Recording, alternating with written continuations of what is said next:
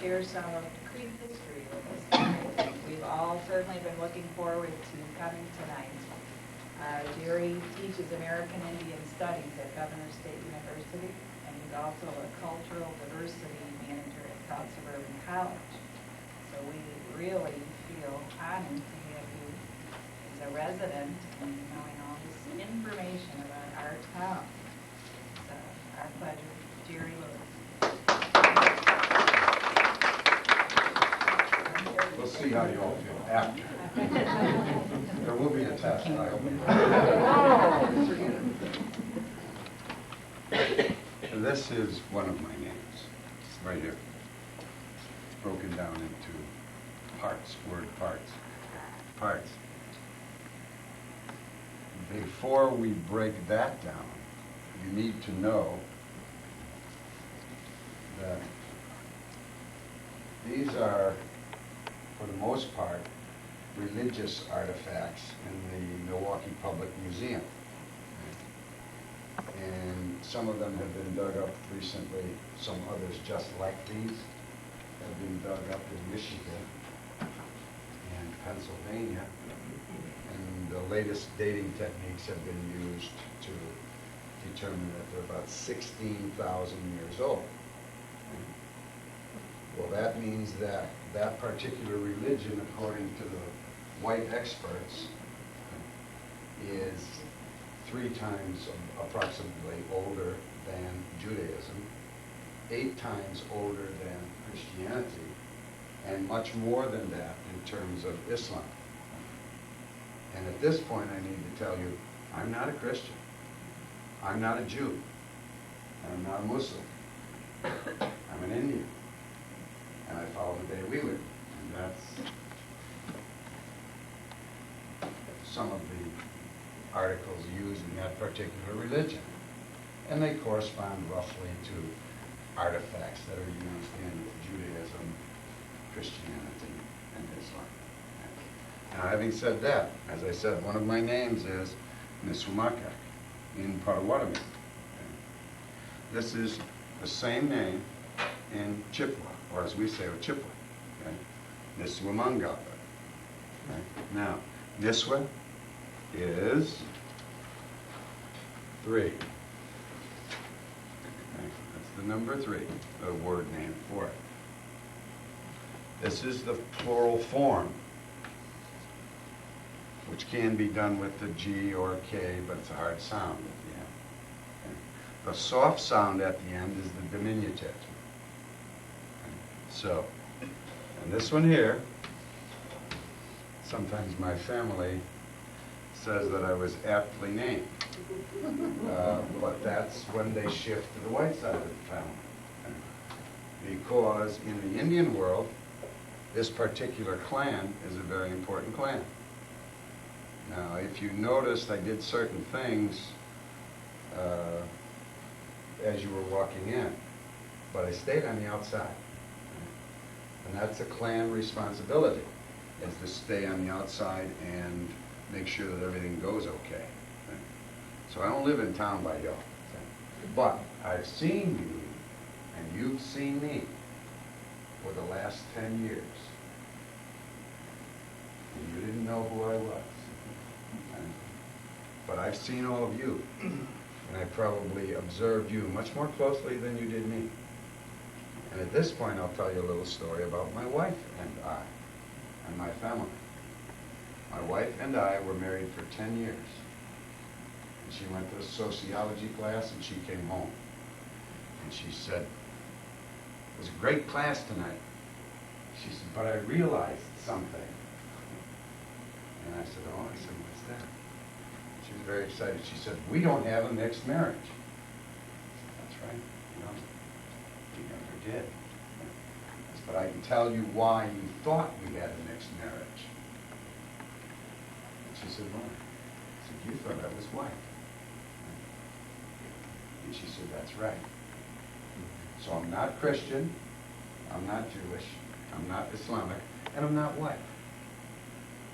But you wouldn't have known any of that if I hadn't told you.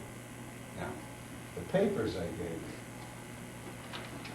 most of these people We're not Christian, we're not Jews, and we're not white. Some of them were. Okay? That, you had several pages together. 4.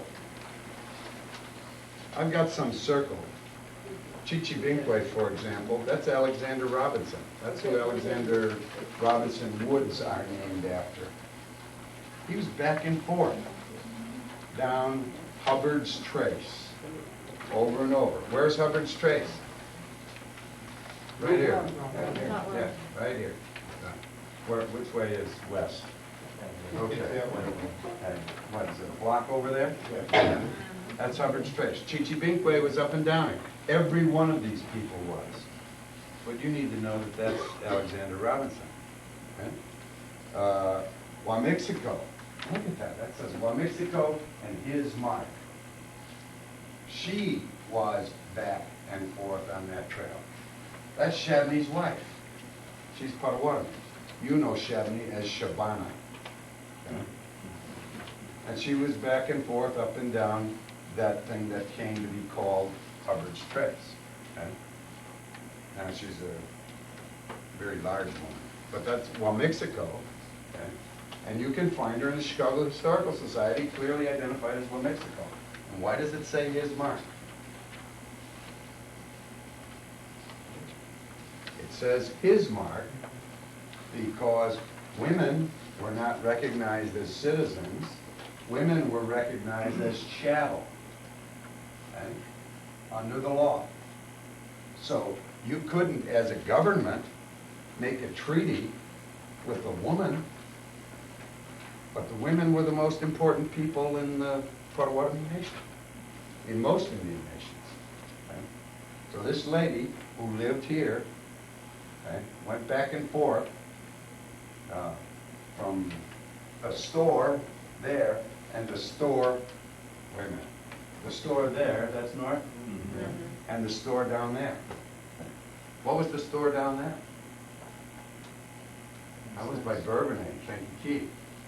And Hubbard had a store there, and he left his illiterate, Noel Levasseur was his name, illiterate assistant there.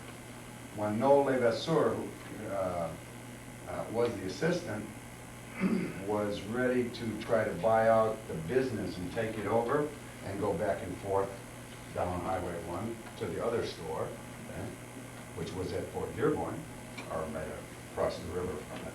Okay. That's another interesting story. But this was the midway point between the two stores. Okay.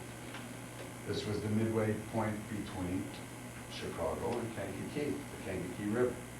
This particular paper here talks about moments and areas along the Kankakee River, 10 miles above, meaning east of, what does it say? It's with a W, what is it? Wilmington, yeah. I should have remembered that. The first Above two. meaning upstream, is that what you're saying? Yeah, yeah. So, because that's how people traveled then. You know, they either walked or went on the rivers, and the rivers went up or down. So, and they go down to the mouth of the stream. So where it joins another one, that is the mouth. So everything behind that is up. Okay, so 10 miles east of Wilmington is a big chunk of land that's been taken away from the Indians. Now, what did those people look like? Those people who are on this list. And there are a whole bunch of children on this other list too. The trustees who took over things for them ostensibly.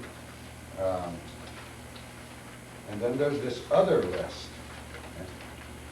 Now this list has only a few mixed blood Indians on it, mostly whites on this one. And what they're doing is they're presenting a bill to the U.S. government for supposed trade wherein Indians have incurred debt. Okay? And they're doing that because a guy named Charles Graffiot was lobbying for a guy named John Jacob Astor. That's where the Astor fortune comes from.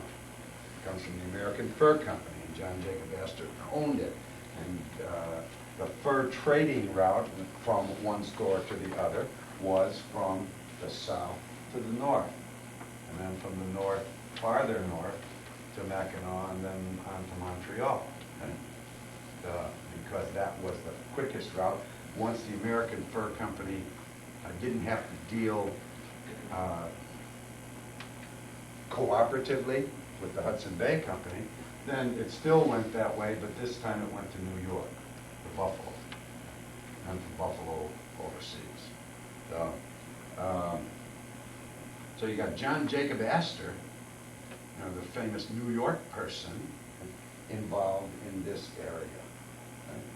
You have a whole bunch of other people. There was a small store over in Indiana called the Bailey store, B-A-I-L-L-Y. Now Bailey had several daughters, had a son. The son was sent to a boarding school run by Isaac McCoy. Isaac McCoy knew this whole area as well. Okay? Now, Isaac McCoy is a famous Baptist who came up with the scheme of, you know, if we just took all of these Indians and we moved them west of the Mississippi, then they'd be safe from us, and we'd be safe from them, and we could set up a governor of that territory. Oh, by the way, I would like to be that governor. And he submitted that proposal. Got away with it real well because his brother-in-law was John Tipton. John Tipton was the senator from Indiana at that time. Now, the Indiana at that time included Illinois. And then, well, Illinois becomes a state in what, 1818? But McCoy has got all these other schemes cooked up. And a friend of Tipton's is a guy named Richard H. Johnson from Kentucky. Now, he's an interesting character. Don't know that he ever got up here. But Joseph Napoleon Barassa, who's on that treaty, Joseph Barassa, is up and down the trail here. That's one of my grandfathers. Okay? We have pictures of him, paintings that George Winter did. George Winter, by the way, did all of these paintings that you see around here except for one. One of them is a tracing of one of his sketches that I did, but I identify it that way as well. That's where the women are washing clothes in the river. Okay. Let's digress a little bit here. In this time period, how often do you think the Indians bathed and or washed their clothes? Daily. Daily. Okay? And at that time, it was taught in health and sanitation in Europe and in what was now America, okay, that if you took too many baths, it caused disease. It was only after the Civil War that they figured out that dirt and disease go together. They figured it out in the Civil War because they lost, you know, so many men. So now, that leads me to a little further digression about a Mexican Indian satirist whose name was Rius, and he used to write something called Los Agachados, which means the rejected ones. And they would be cartoons and little anecdotes. And he wrote, "En Francia necesita tres manos para bailando con una mujer." In France, you need 3 hands to dance with a woman. One around her waist, one to hold her hand, and one to hold your nose. Why did he do that? At the same time, and we're talking about the 1970s, France did a study. And in that study, they spent 12 million francs. I don't know what that is in U.S. money, but it sounds big. It sounds like a substantial portion of a budget. Okay? To find out what the bathing habits of the French were in the 1970s. Okay? And they found out that 1/3 of the women bathed regularly, And 2/3 of the men bathe regularly. And they defined regularly as once a week. So that's what Rius ran into. But earlier French women here, if they married into the Indian people, they took on the habit of bathing daily and washing clothes daily. And that's what that picture is. The women washing and boiling the clothes. They're doing it not too far from here. How many of you know where Bruce Lake is? Lake Bruce, Indiana. It's about 23, 24 miles from here, east. Okay? It's real close. Okay? It was called Lake Kiwanee. That means Lake Prairie Chicken, because one of the leaders was Kiwanee. Okay? There's a picture, well, that whole series of pictures of them playing games were all sketched at Lake Kiwanee, about 23 miles from here. Okay? So, the Potawatomi, the Ogamouse, okay? That means the little chief. Okay? The Ogamouse is, whoops, I have to turn around so you can see him. Here's the Ogamouse. This one right here. Okay? Now, he doesn't look too special. There are a lot of folks dressed fancier than he is. Can you figure that one out? In the Indian world, it's very different. The leader is responsible for everyone. The leader is also chosen by the women. The men don't have any suffrage.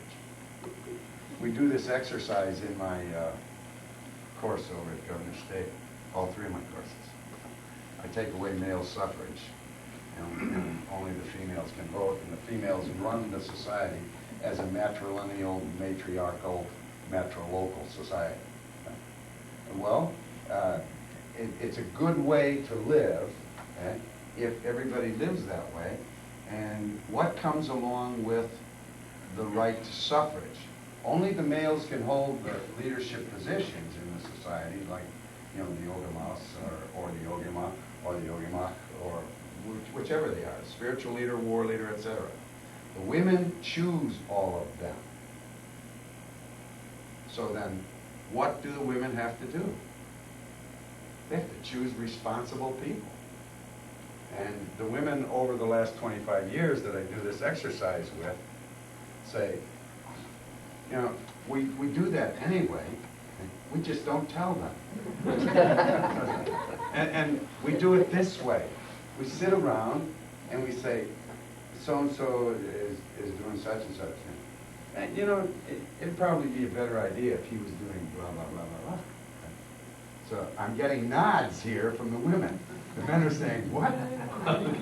Yeah, but the women are saying it. The women know what the men should be doing, and they choose them. Now that's very different from Judaism, Christianity, Islam, where, you know, I don't know what the fear is. From a male point of view, when we have this exercise, oh, by the way, I have never been involved in the decision-making process with the women. In other words, I turn the class over to them. They go off and act as Indian women. The oldest woman is the one who makes the ultimate decision. Okay? So, now, which means if she's wise, and she probably is, she watches all of the other women, and she knows what the consensus is. So she's not going to say, well, you all feel this way, but I'm going to do it this way. It doesn't work that way with women. I don't know why, because I've never been part of it.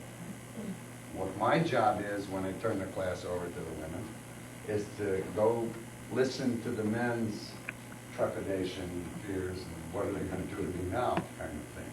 But the way it turns out is, they always decide that the males should be doing something to solve this problem they've been giving, that the male is comfortable with. Now, I'm not even going to ask you how y'all do that. I'm only talking to the women. I don't care, but I know you do. I know when you decide responsibly, you know, which responsible males should be doing whatever it is they should be doing, that you're going to do something that the male is comfortable with. Like I said, I don't know why. But that's the people who lived here. That's how they behaved. That's how they acted. The Ogamouse was here. Right? Iowa was here. This is his brother, Majoquis. Majoquis, by the way, translates to the older brother. And he was the older brother. Okay? Their uncle was Naswaki. He's in this white frock coat. And let's see. This is Kiwani right here. And this is one of the very few bald Indians. Okay? And what happened was he caught some disease that caused him to lose his hair. So he wore this fur piece on his head. Okay? And his name was Nibush. And Nibush is a name like Nanabush, Witsahitzak, Coyote, a whole bunch of other things. That's the name of the person who was responsible for creating the world in the Indian religion. Okay?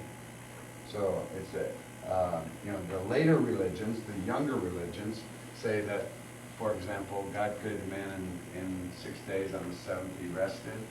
Well, that reminds me of when I was teaching and a Jehovah's Witness mother came in and said, my son said that you've been teaching him that the water cycle is the way rain happens. And I've been teaching him that God made the rain. And I just responded with, yes, but this is how God did it. In other words, there's no real conflict. So whether this God, and by the way, I don't know of any Indian religion, especially the Indians who were here in this area, who were not monotheistic. One God. One God. The format, the polity, the structure, the ceremony may be different, but the Indians are monotheistic. I'm monotheistic. But what is sacred? Okay? Well, everything is. So that's a little bit of a stretch for some people to grasp. But the Indians who were here felt that everything was sacred. By the way, I have pictures of women too. I just didn't bring them tonight. And I have their names. They were the most important people in the Indian society. They still are. They're actually the most important people in any society. I had the good fortune to study Russian history. I'm maybe one of the few Indians who specialized in Russian history. But we had the Archbishop from Moscow talk to us. Somebody asked the question, will religion die in Russia? This is back in the 60s when that was still the communist monolith. And the Archbishop said, will religion die in Russia? There will always be babushkas. Now, if you're not familiar with the Polish language or the Russian language, the babushka is a grandmother. Okay? So in the Communist Party, legally, could only be 10% of the population. And you can't be a member of the Communist Party and practice a religion. They're atheists, officially. But you can retire because the legal limit was set. So what do the grandmothers do with the new babies? They go to the church and have them baptized. If the babies grow up to be communists, when they retire, they take the babies to the church and have them baptized. Will religion die in Russia? There will always be babushkas. Okay? Will the Indians die out? Okay? You don't know who they are. You don't know who they are. How many people here have had somebody in the family, and I don't expect a large response here, but they had somebody in the family tell you that somewhere way back there was an Indian? How many? 1, 2, 3, 4, and I know you, 5. Okay? Did you know that? Huh? You've got a 5th column in there. Okay? Yeah, I grew up Indian. I knew I was Indian. And guess where I grew up? On Potawatomi ancestral land in a neighborhood called Bridgeport. Is that cool or what? Yeah. And I could look around, for those who don't know, Bridgeport is a hotbed of bigotry in Chicago. And yeah, when I was going to school, kindergarten at George Brinton McClellan at 3517 South Wallace, my older brother and older sister were charged with the responsibility from my mother of seeing to it that my sister and I got to school safely. Right? Well, people would stop us in Bridgeport. This is quite common. Hey, what are they? Not who are they, what are they? Right? Oh, they're Indians. We take them to school for a lady. No lie. Well, what are you? We're Irish. My oldest sister had a very beautiful kind of red hair, right, which has since turned white. By the way, I'm 59 now. I know some of you have a few years on me, but I'm 59. The oldest brother had strawberry blonde. Right? They were Irish, we were Indian. They never lied. But my father found out about it. He made it quite clear that if they wanted to say we were Irish and Indian, that was fine. Because that's what we were. But they were not to say that they were different than we were, or we were different than they were. And we were Potawatomi, and we knew we were Potawatomi, and we were tribally enrolled from birth. Now what does that mean, tribally enrolled? What about these Indians that lived here? Okay, in the 1830s, when these people are being forcibly removed from here by soldiers, okay, what does the Declaration of Independence say? Because it's already been written. In fact, it's about 60 years old by this time. What does it say about Indians? I heard some school teachers earlier, okay, but they never taught me this in school. They had us do the first part of the Declaration of Independence. They didn't even want us to read the whole thing. Nobody requires anybody to read the whole Declaration of Independence. It says that we're merciless Indian savages. It's in there, in the Declaration of Independence. What does the Constitution, ratified in 1789? In 1988, Congress, in its consummate wisdom, gives credit to the Iroquois Great Law of Peace for being the forerunner of the U.S. Constitution after they removed the women from it. Okay? And it took the women, what, 180 years or so to get back into it? How many of you remember that your mother couldn't vote? Was not allowed to vote? 1924 was the first time women were allowed to vote all over the United States. Colorado had it before that, and there was,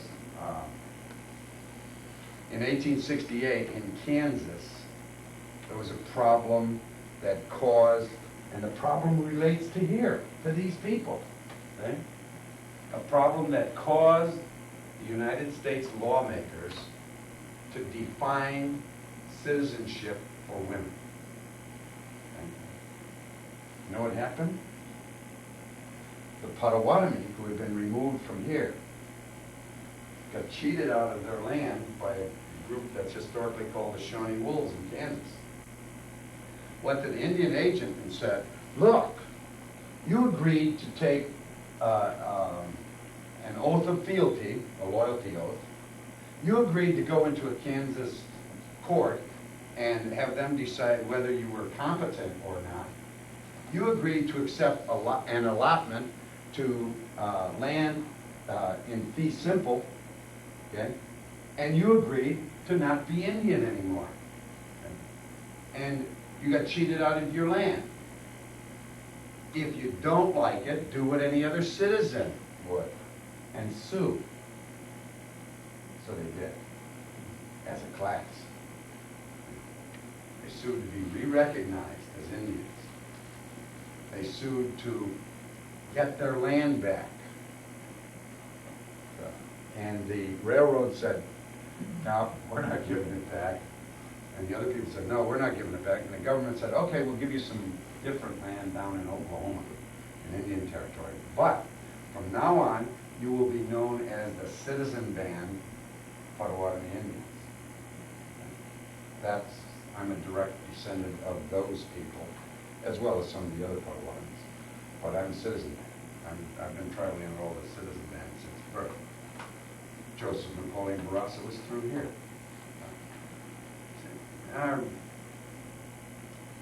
Our current president,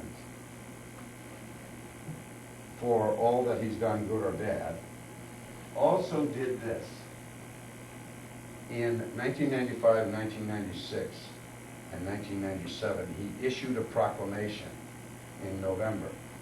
And in that proclamation, he mentions the special legal relationship between the United States and the Indians. Okay? Well, that relates to the Constitution. What does Article 1 of the Constitution say about those Indians who were here in 1832, 3, 6? Anybody know? I told you there was going to be a test.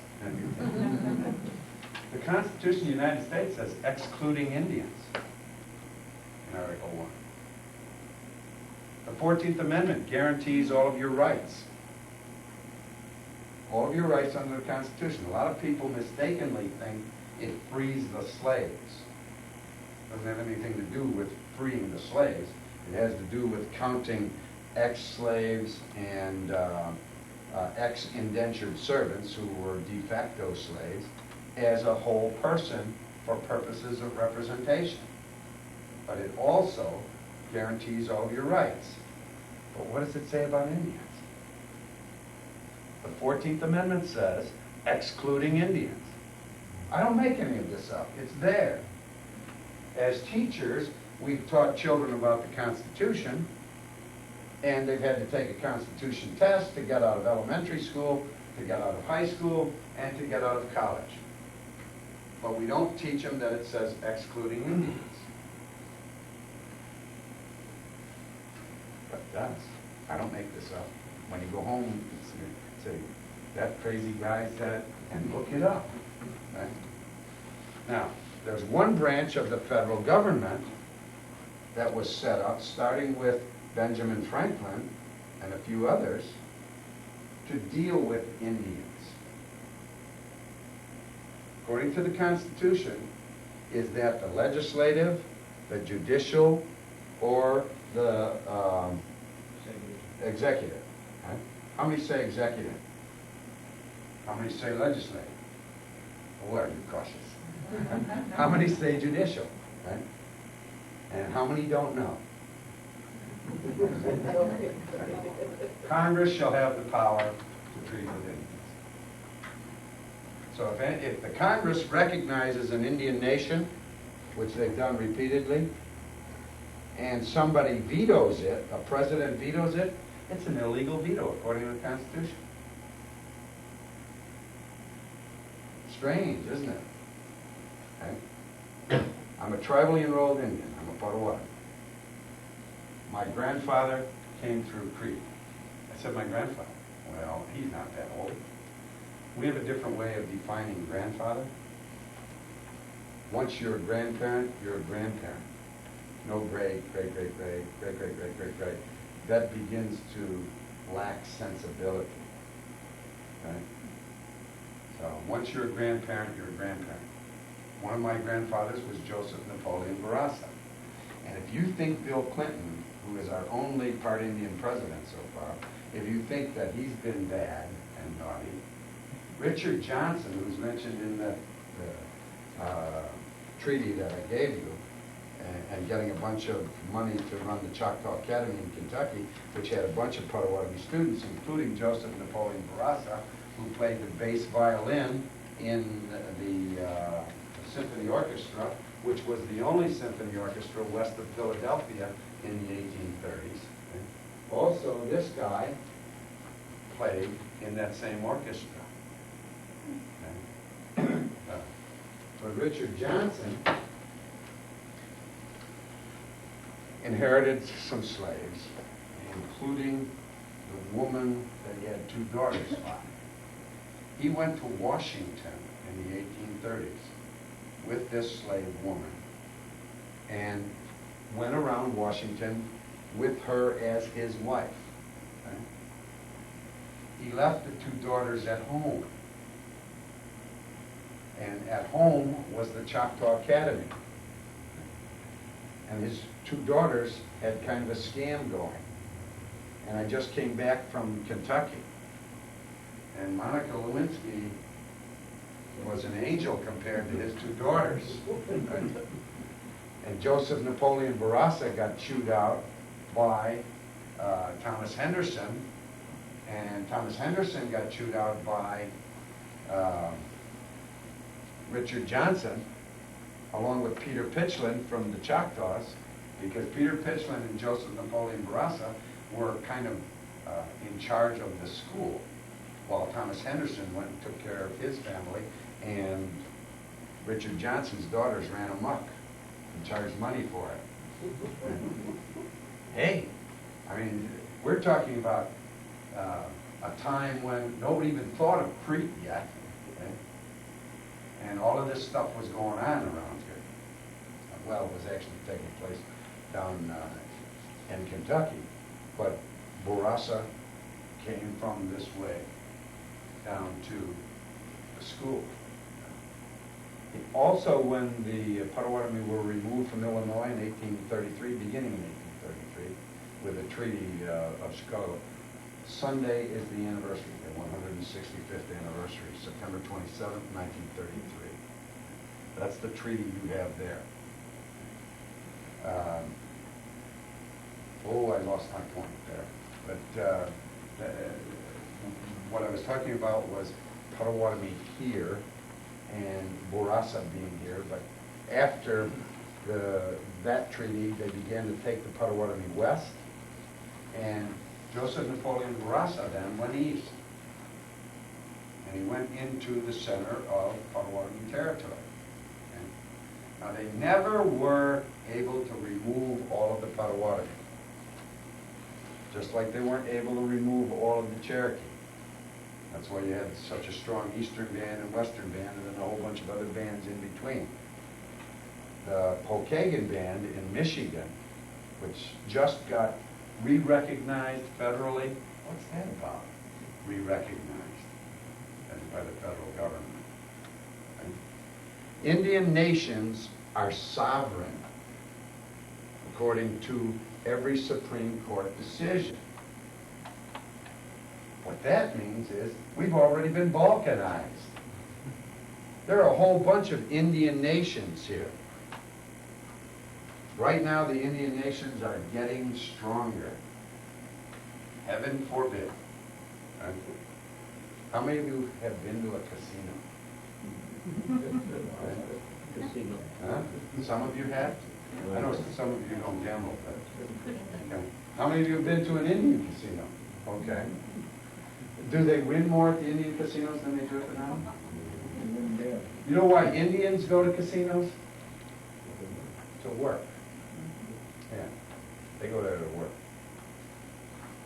They don't have that kind of a gambling problem. And yet, some of these pictures show the Indians gambling. They love to gamble, but not at work. Okay. Where they didn't have any infrastructure, where they didn't have any health benefits, any medical care, where they were on welfare, where they didn't have any fire department, police department, etc., where they didn't have decent housing. They've got it now. It hasn't been paid for with tax money. It's been paid for with people who like to go and gamble. Right? And it is a matter of fact that the odds are different at the Indian casinos than they are at the non-Indian. The non-Indian casinos are not regulated in the same way. There's an Indian Gaming Act and an Indian Gaming Regulatory Act. So they're not regulated like anything that is not Indian. That brings up another point about those Indians. Those merciless Indian savages were excluded from the Constitution, and in 1832-33, it's okay to kill them, enslave them, move them, whatever you want to do. That's okay. It's constitutional. Gosh, I wonder where they got that. There are a whole bunch of secular laws in Illinois that talk about this removal, this enslavement, and the Indians as slaves. But the Indians from around here. In fact, Nolan Vasseur sells his wife and kids into slavery at one point in time. His Indian wife gets her forcibly removed, then marries a French girl. Then, as his wife's reservation by treaty, surveyed and sold to become downtown Kankakee. Okay? That's okay. I heard you talking earlier. One of the places you might want to go to is the museum in Kankakee. And you'll find a lot of information about this whole area. You got to think of it in a different way. We get pretty insular. How many of you go to South Holland regularly? Okay. How many of you go to Bradley Bourbonnais regularly? Okay. Why? It's pretty easy going down the expressway. Okay. It was pretty easy then. Where the high ground is, that's the Hubbard's Trace. Before that, it was the Vincennes Trace. Before that, the Indians didn't really have a name for it, except the way to go from here to there. The Indians didn't have ownership either. The Indians who went through there. They still do. They had stewardship. Stewardship. What's a steward do? Takes care of. So they had stewardship. They didn't have ownership. Now here's something that people don't realize. Leviticus 25:23 says, "Thou shalt not sell the land forever, for it is mine, and ye are but sojourners." That's in the Tanakh and then the Christian Bibles. I use plural because I heard a story once that said the Catholics thought they were the only ones in heaven. So I use plural. But they all say that. Now in the United States, who owns the land? How many of you own your house and the land? You hold the title in fee simple to land in severalty. Check your deed. Okay? You own the right to pay taxes. You own the right, and I'm not one of these anti-tax people. Okay? I'm just pointing out what you own. You own the right to pass on the right to pay taxes to your children.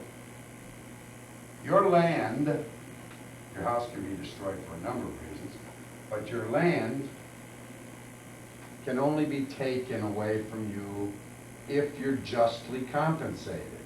Okay? But who can take your land away from you? Who can declare eminent domain? Can the federal government declare eminent domain and take it? Yeah. Can the state? No. Yeah. Can the county? No. Can the township? No. You bet. Can the city? No. Can the school board? No. Can the library board? Uh-huh. Can the Army Corps of Engineers? Uh-huh. How can you even fathom the idea that you own the land? You don't. Where does that come from? Thou shalt not sell the land forever, for it is mine. Except now, who's God? Government. Yeah. It's a little bit different than when the Indians had stewardship. What if you all became stewards? I don't know how it'd work. But what if you gave up ownership and you became stewards? Or, if they're going to try to build a third airport and you didn't want it, okay? What if you sold a farm or two in the middle of it back to some of the Indians for the treaty prices? And the Indians exercise sovereignty. Okay? You can't build the airplane. Just food for thought. Okay? Where I work, I'm probably the only federally enrolled Native American, and I am native to this area.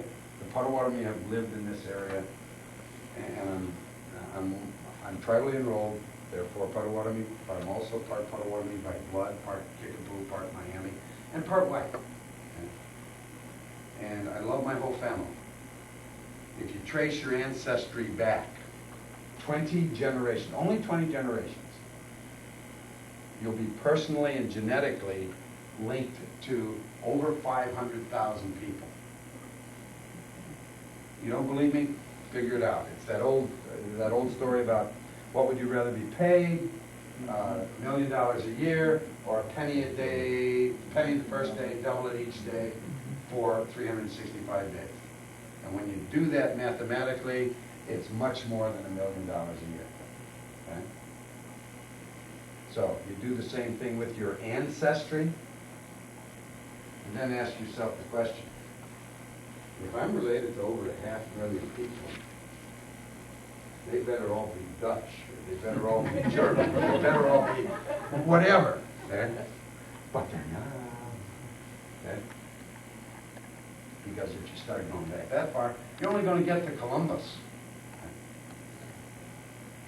Wow. A 21st generation, you're personally and genetically linked to over 1 million people. Okay? The 22nd, too. And you start doing it again. Okay? So that you're up to 500 billion in 40 generations.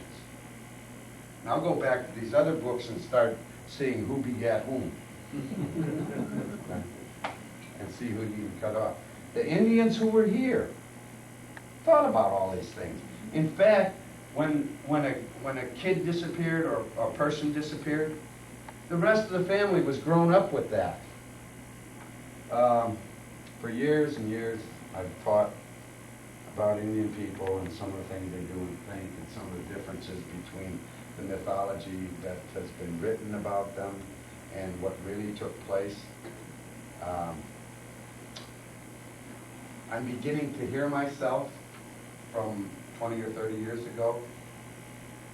The History Channel right now is talking about captives. How many of you caught that?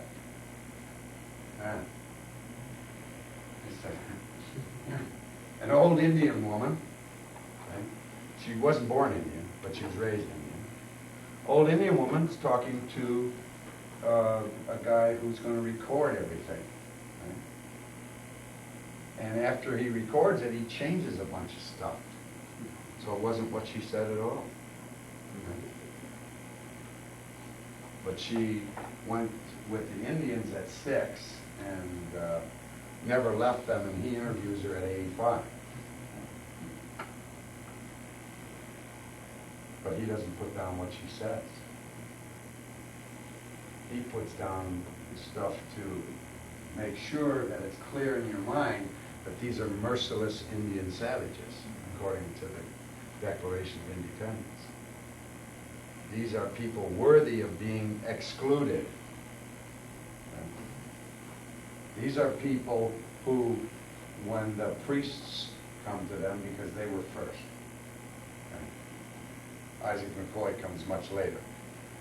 The Dutch Reformed actually tried to impact the Potawatomi. I got them back. I coached at Chicago Christian. I coached wrestling. I had Chicago Christian's only two-time state, their only state wrestling champion in Rocco Liacci, and he was a two-time state champion. I was his coach. That's back in 80, 81. So, and we went up to Calvin College, and we won the second year. First year we took second. Second year we went up there, out of 13 weight classes, we took 9 first places. We took 4 second places. We took 3 third places. And when I hired in, the principal said, I have to ask you this question. I said, well, what question is that? He said, well, it's kind of personal.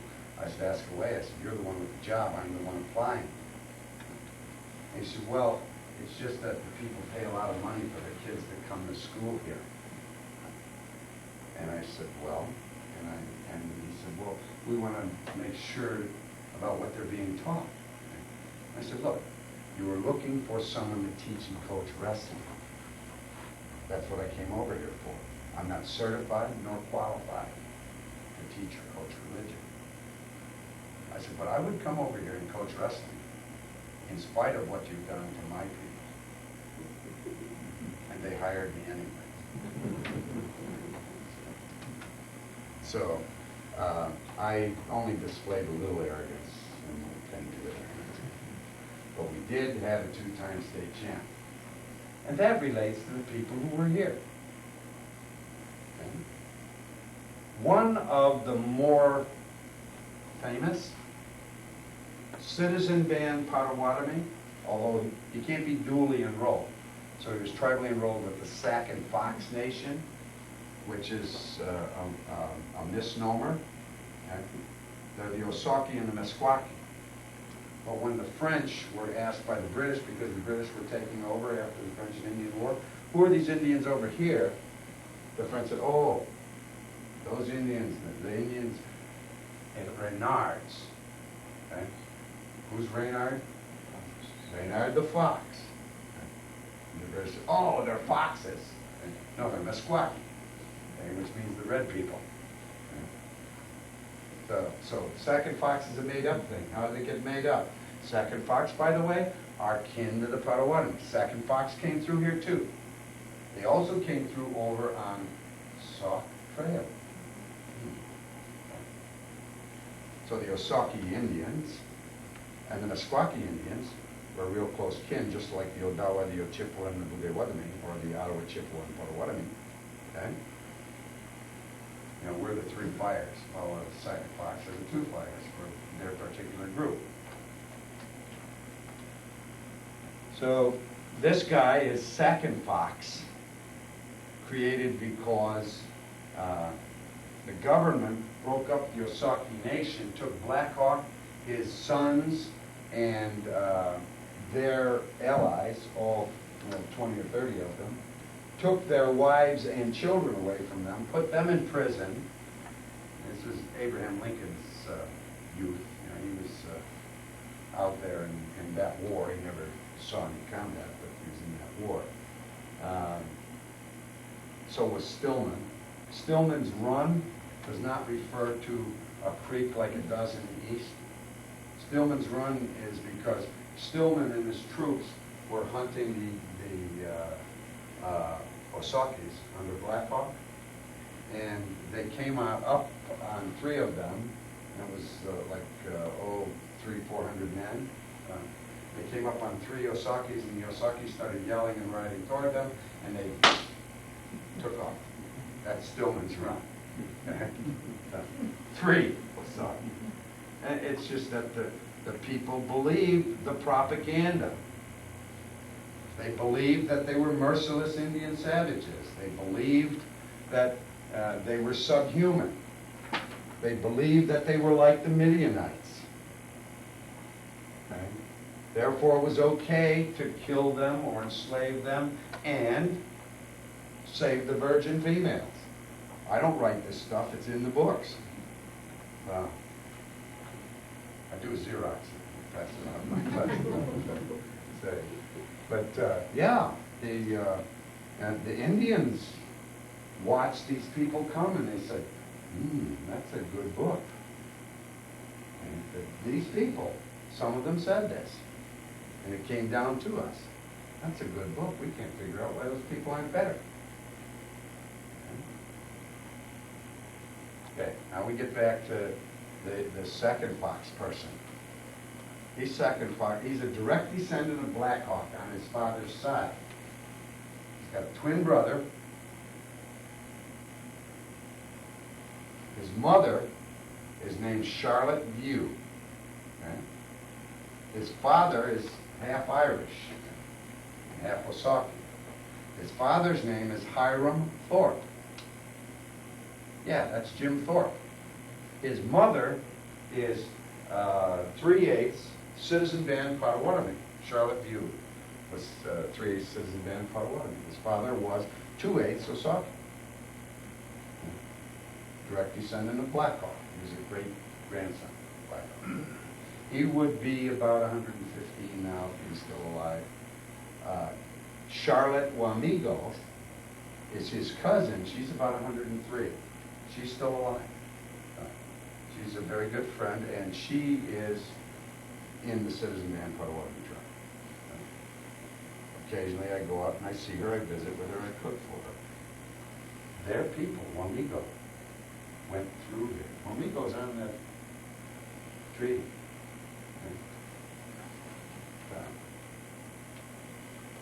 We're still alive. I happen to come back to this area. Maybe I'm just passing through. I've been around for about 10 years. But I'm back, where my people have always been. In my family, we've done that. Every generation since the removal, we've been back here. Somebody from each generation has come back here to raise the family.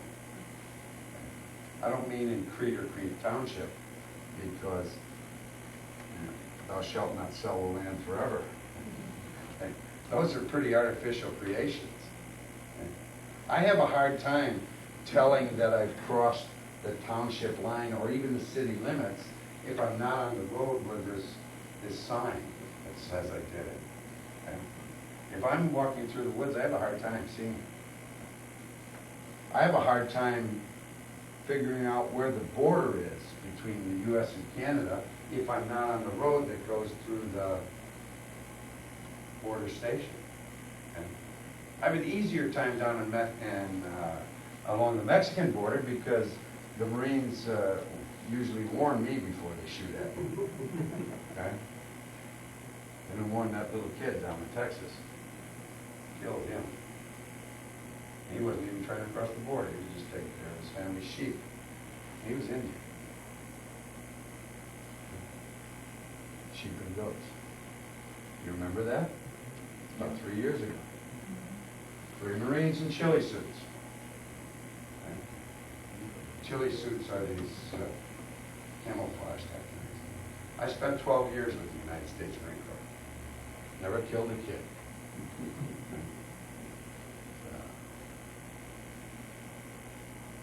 The Indians that were here, the Indians that went through here, some of them live in Canada now. Some of the Potawatomi. They live on Three Fires reservations. They call them reserves in Canada. Some of them live in Mexico. Some live in Texas. Those who live in Texas and Mexico, the ones who came from here, have triple citizenship. They are not stopped by immigration at the border on either side. Benito Juarez gave them a reservation in Mexico. They fought their way from Oklahoma through Texas to get to it. They were a band that was 80% Potawatomi, 20% Kickapoo. They were known for many years as the Mexican Kickapoo. in the 70s. After a few people like me who were citizen men kept looking for their relatives all over, including in Mexico, amongst the Mexican Kickapoo, because we knew they had gone down there. And the oral tradition, again, was very strong. The government, since about the 1970s, now designates them as Mexican Potawatomi as well. And they have a reservation down in Texas. It's just east of Eagle Pass, and it's surrounded by cyclone fence topped by razor wire. And, but, guess what that's for? To keep y'all out.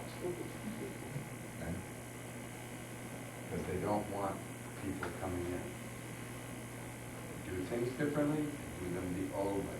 They do them the same way they did when they came through here.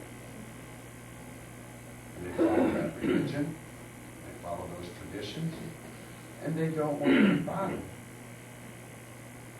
They don't want to be hurt. They don't want their families hurt. They don't want their children hurt. But I want the same things for my family. You want the same things for yours. I don't know how long you want to listen to me. I'm going to stop now and let anybody who wants to ask any questions they want to. Anybody have any questions? Yeah. Sir, I'd like to cover something that you brought up. When I bought my first home, the west side of Chicago, it was the second oldest home in that whole plot. I was given an abstract, which was a deed. And the way they did things, it was that thick. Every transaction had a page or two or three or four. The original page was from one of the Louis from France, who had then transferred hundreds of miles of land to some lord.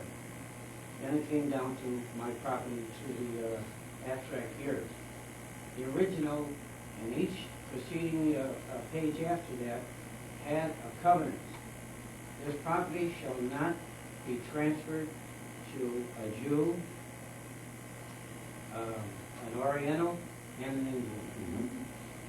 And I'm sorry I didn't keep it, but it was in the way of 140 Had years. you kept that, I'd asked for a Xerox, and I'd be Xeroxing that like I do the Bible. I gave it away to some historical society. But that's good, and it brings up another point.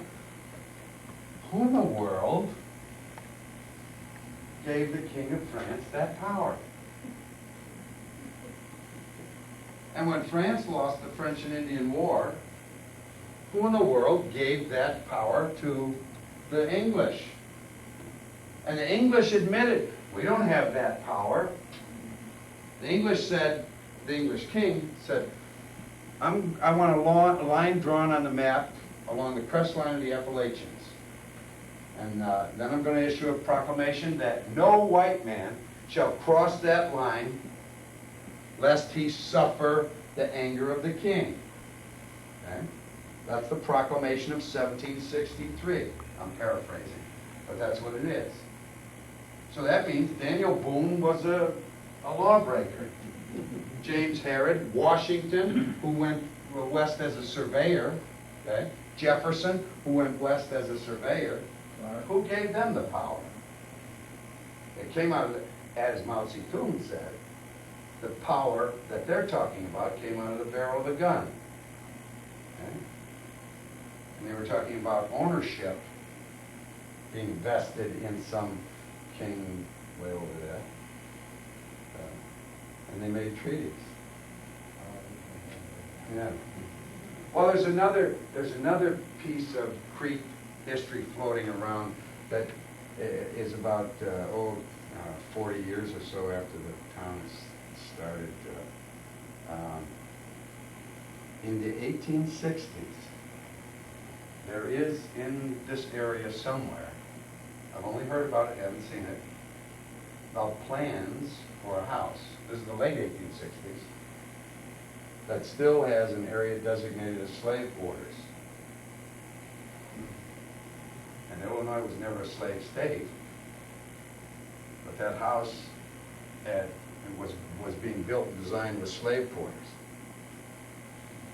And I told the fellow that when he finds that, I'd like to come. But he saw it. Supposed to be in this area. Yeah, and it's one of the old houses in town. Yeah. Okay? Had slave quarters. Okay? So this town was obviously integrated at an early date. So, okay? Any other questions? How long do you, okay. You talked about the monotheistic society of Mhm. worshiping one God. Mhm. Was a God considered like male or female, or just? Neither, but I have a Neither? nice, I mean, because we typically think Yeah, that God is neither. in the male sense, yeah. you know. And the Lakota That's why I do too, asked, by the way, yeah. from Kashila. Yeah. But neither. I mean, how can you describe something so basic Absolutely. as male or female? And why would we be tolerated? Because they're so much stronger than we are. So, I mean, why would males be tolerated at all? They don't need us anywhere near as much as we need them. So, you know, the race continues because of females, not because of males. They're the ones with the defective gene.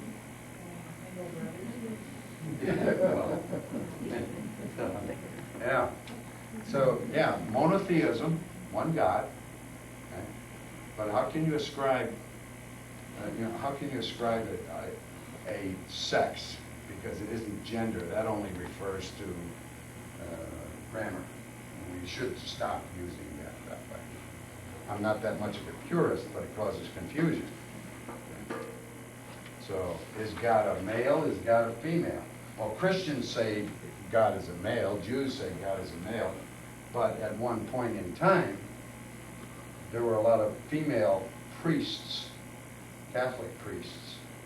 At one point in time, there were a lot of female Jewish rabbis.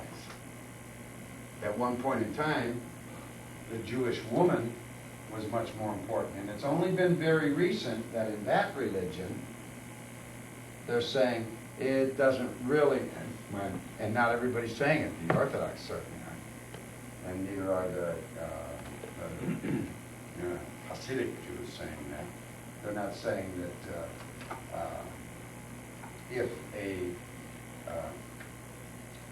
Gentile male marries a Jewess, then you can consider the children Jews. But many Jews are now saying that the child is Jewish if the father is a Jew, but the mother is not, or for thousands of years. Okay? The child was Jewish for sure only if the mother was Jewish. And if the mother was a Gentile, and what are the terms, shiksa and shegets, if the mother was a Gentile, then the child had to convert. See, that's a religious issue. Yeah. Don't you think of God as a spirit? Some people do.